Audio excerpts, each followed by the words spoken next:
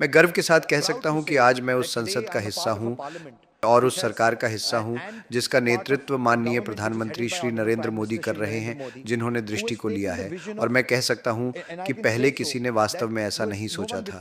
भारत को उस वैश्विक मंच पर ले जाने और इसे 2047 तक एक विकसित अर्थव्यवस्था बनाने की दिशा में विकसित करने का, क्योंकि पिछले 75 वर्षों से हम अपनी बुनियादी समस्याओं से जूझ रहे हैं जो अब भी बनी हुई हैं, लेकिन हम महाप्रगति कर रहे हैं।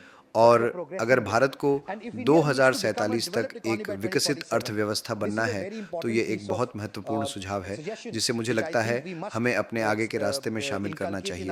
विकसित भारत के आर्थिक विकास लक्ष्यों में योगदान देते हुए जो 2047 तक भारत को एक 30 ट्रिलियन अर्थव्यवस्था वाला विकसित राष्ट्र के रूप में इन्विजन करता है, फ्यूचर अफेयर्स काउंसिल प्रौद्योगिकी द्वारा संचालित विकास को विभिन्न क्षेत्रों में तेजी से बढ़ाकर सीधे योगदान देगा।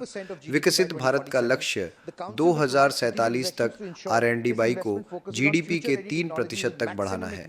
परिषद यह सुनिश्चित करने के लिए रणनीतिक दिशा निर्देश देगी कि यह निवेश भविष्य उन्मुख प्रौद्योगिकियों पर केंद्रित हो जिनका आर्थिक प्रभाव अधिकतम हो।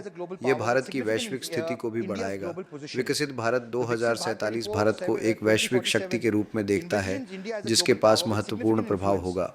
काउंसिल द्वारा प्रवर्तित तकनीकी नेतृत्व भारत की भू-राजनीतिक स्थिति को भी मजबूत करेगा। भारत को वैश्विक नवाचार केंद्र बनाने का लक्ष्य रखा गया है।